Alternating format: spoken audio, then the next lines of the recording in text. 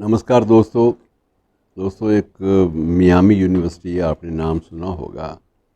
Miami university के जो मनोविज्ञान का विभाग है वो निरंतर शोध करता रहता है और शोध तक बिना प्रमाणों के होता नहीं है। उसके लिए तो बाकायदा आधार चाहिए, आधार भी चाहिए और उल्लेख भी चाहिए।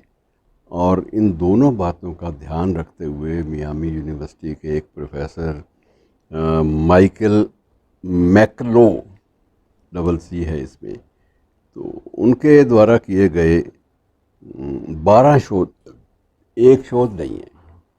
अपने हर शोध के माध्यम से उन्होंने अपनी प्रयोगधर्मिता के माध्यम से लोगों की साक्षियाँ एकत्र की, लोगों के अपने जो अनुभव थे उनको एकत्र किया और उनका जो फर्स्ट हैंड जिसे आप कहते हैं, प्रथम दृष्टया, सबसे पहले जो प्रामाणिक रूप से उनको जो भी अनुभव हुआ, जो भी चीज़ें सामने आई, तथ्य सामने आए, वो उन्होंने जो कहते हो अपने सर्वेक्षण में रख दिए।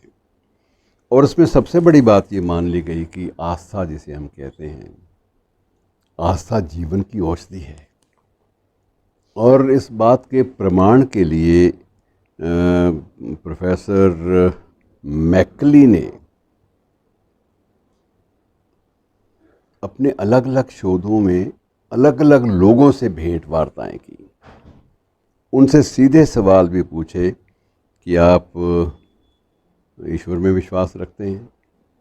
और सब ने, किसी ने ये कह दिया कि हाँ मैं ईश्वर में विश्वास रखता हूँ, किसी ने कहा कि ईश्वर में तो नहीं रखता लेकिन मानता हूँ कि मैं जो चर्च की प्रार्थनाएं हैं मुझे वो अच्छी लगती हैं, मैं उनके लिए हाथ जोड़ देता हूँ।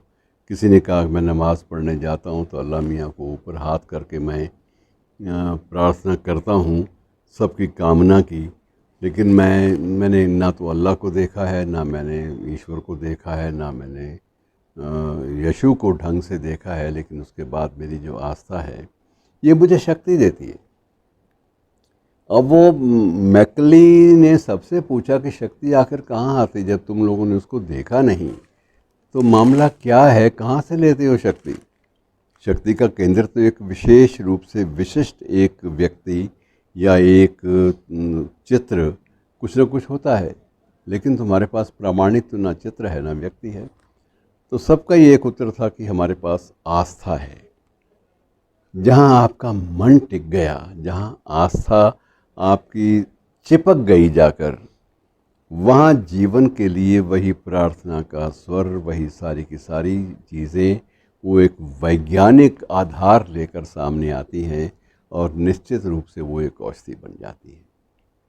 ये वो प्रसंग है मित्रों जिसमें आस्था को एक औषधि के रूप में प्रस्तुत किया गया है। अब ये भी कहा जाता है कि जो अनास्थावादी हैं, जिनको किसी चीज़ में आस्था नहीं है, वो क्या करते हैं? तब ये निष्कर्ष एक और ये निकला कि जो अनास्थावादी हैं वो आस्था से तो वो भी बंधे हुए हैं।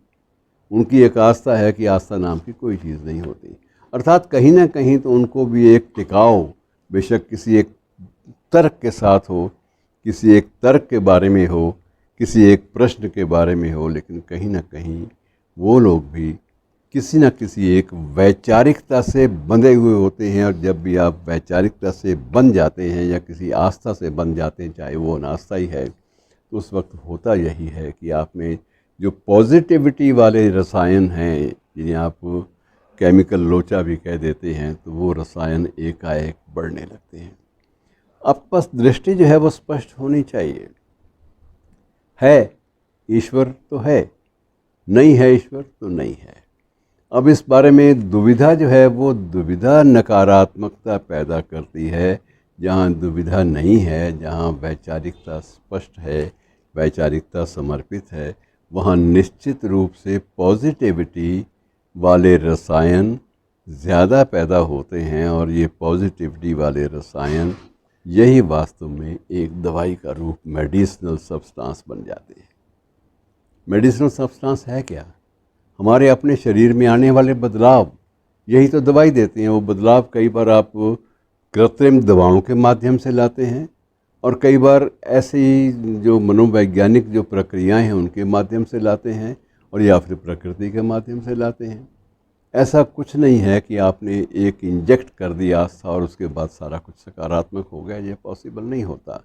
आप ये तो कर सकते हैं कि इंजेक्शन के द्वारा उसको सुला दें बंदे को, उसकी जो चेतना है उसको आप गायब कर दें, लेकिन चेतना गायब होना अलग बात है।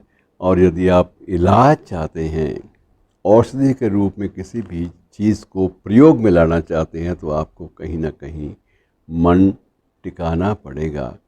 और वही दुष्यंत वाली बात की, जिए तो अपने बगीचे में गुलमोहर के तले और मरे तो गैर की गलियों में गुलमोहर के लिए। तो ये गुलमोहर एक आस्था है मित्रों, और कुछ नहीं है।